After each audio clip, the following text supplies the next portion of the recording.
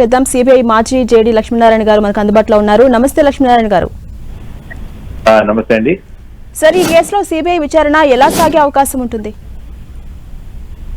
CBI ఇప్పుడు court దగ్గర నుంచి ఈడీ వారి కస్టడీలో, అంటే ఈడీ కస్టడీ కాదు, ఈడీ కేసులో జ్యుడిషియల్ రిమాండ్ లో ఉన్న కవిత గారిని మేము వెళ్లి ప్రశ్నించాలి జైల్లో ఉన్నప్పుడు కోర్టు వారు అనుమతించినట్టుగా ఇప్పుడు సమాచారం. కాబట్టి సిబిఐ వాళ్ళు రేపు కవిత గారికి ఇన్ఫార్మ్ చేసి వాళ్ళు తిహార్ జైలుకి వెళ్లి ఆవిడని వాళ్ళ సిబిఐ కేసులో ఉన్న విషయాలను ప్రశ్నించే అవకాశం ఉంటుంది. సో ఆ విధంగా వాళ్ళు ముందుకు వెళ్లే అవకాశం దానికి, ఎందుకంటే వారు జ్యుడిషియల్ రిమాండ్ లో ఉన్నారు కాబట్టి వారిని ప్రశ్నించాలంటే కోర్టు పర్మిషన్ తీసుకోవాల్సిన అవసరం ఉంది. అదే సిబిఐ వాళ్ళు తీసుకున్నట్టుగా మనకు తెలుస్తాం. అలాగే ఒక లేడీని విచారించబోతున్నారు. ఈ నేపథ్యంలో ఎలాంటి జాగ్రత్తలు తీసుకునే అవకాశం ఉంటుంది విచారణ చేసే సమయంలో? సాధారణంగా విచారణ చేసేటప్పుడు లేడీ ఒక మహిళను వాళ్ళు ఇన్వెస్టిగేషన్ చేసినప్పుడు సాధారణంగా మహిళా అధికారులు ఉంటారు. మహిళా అధికారులు ప్రశ్నిస్తారు సర్వసాధారణంగా. సో ఎటువంటి వారి ప్రైవసీ కానీ ఇటువంటి వాటికి ఎటువంటి ఇబ్బంది కలగకుండా వారికి ఆ విధంగా విచారించేటప్పుడు విమెన్ కానిస్టేబుల్స్ కానీ విమెన్ ఆఫీసర్స్ కానీ ఉంచాల్సిన అవసరం ఉంటుంది. అలాగే ప్రధానంగా మనం చూసుకుంటే సిబిఐ ఇప్పటి వరకు కవితపై ఎలాంటి ఆరోపణలు చేస్తోంది? అంటే సిబిఐ కేసులో ముఖ్యంగా ఈ లిక్కర్ స్కామ్ లో వారి పాత్ర ఏంటి అన్నది సిబిఐ పరిశీలిస్తుంది. సిబిఐ చేసిన ఆరోపణల ఆధారంగా ఈడీ వారు ఈ కేసులో ఏవైతే డబ్బులు, అంటే 100 కోట్లు ఏదో ముడుపులు అన్నారు, 100 కోట్లు ఏదైనా స్కామ్ జరిగింది అన్నారు, ఈ 100 కోట్లు ఎవరెవరికి చేరాయి, ఆ తర్వాత వారు ఈ చేరిన మొత్తాన్ని ఏ విధంగా వాళ్ళు రూపాంతరం చెందించారు అన్న దాని మీద ఆధారపడి ఉంటుంది మనకు. కాబట్టి ఈడీ పరిధిలో మనీ లాండరింగ్ వస్తుంది, సిబిఐ పరిధిలో ప్రివెన్షన్ ఆఫ్ కరప్షన్ యాక్ట్ ఏదైతే ఉందో దాని మీద వారు రేపు ఆధారాలు దొరికితే వారు ఛార్జ్ షీట్ వేసే అవకాశం ఉంటుంది. అలాగే సోమవారం తీర్పు కూడా రాబోతుంది. కొడుక్కి ఎగ్జామ్స్ ఉన్నాయి, సో దానివల్ల మధ్యంతర బెయిల్ కోరుతూ ఇప్పటికే కవిత పిటిషన్ వేయగా కోర్టును రిజర్వ్ చేశారు తీర్పునైతే. ఈ తీర్పు ఇటు సిబిఐపై ప్రభావం చూపే అవకాశం ఉందనుకోవచ్చా? అంటే అందుకనే నేను అనుకుంటాను, ఒకవేళ వారికి బెయిల్ వస్తే రేపు మళ్ళా విచారించడానికి ఎలా ఉందని చెప్పేసి ఈ లోపలే వారు జ్యుడిషియల్ రిమాండ్ లో ఉన్నప్పుడే సిబిఐ వారిని ప్రశ్నించే విధంగా స్టెప్స్ తీసుకుందని అనుకుంటాను.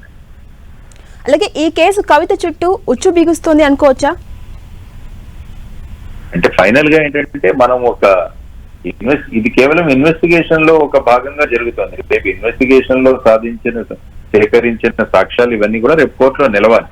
అది ఫైనల్ గా వారి మీద ఈ విధమైన ఆరోపణలు ఏవైతే ఉన్నాయో అవి కోర్టులో ప్రూవ్ అవుతాయా లేదా అన్న దాని మీద కేసు ఆధారపడి ఉంటుంది.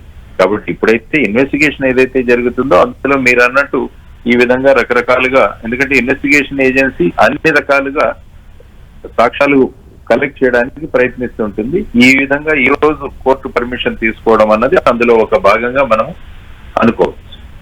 అయితే కవిత న్యాయపరంగా ఎలా ముందుకెళ్లే అవకాశం ఉంటుంది?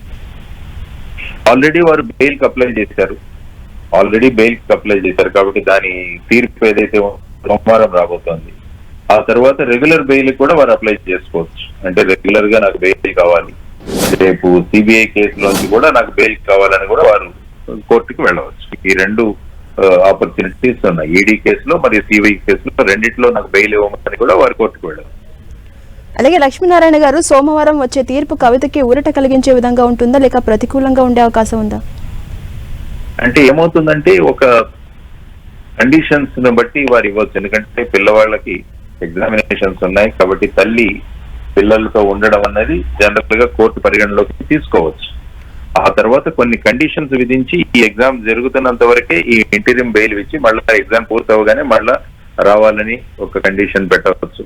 ఆ తర్వాత సాక్షుల్ని అవన్నీ ప్రభావితం చేయకూడదు, ఎటువంటి రాజకీయ కార్యక్రమాల్లో పాల్గొనకూడదు, ఎటువంటి ప్రెస్ ఇంటర్వ్యూస్ ఇవ్వకూడదు, సాక్షులను ప్రభావితం చేయకూడదు, సాక్ష్యాలను ధ్వంసం చేయకూడదు. ఇటువంటి కండిషన్లు ఇచ్చి కోర్టు ఇచ్చే అవకాశం ఉంటుంది.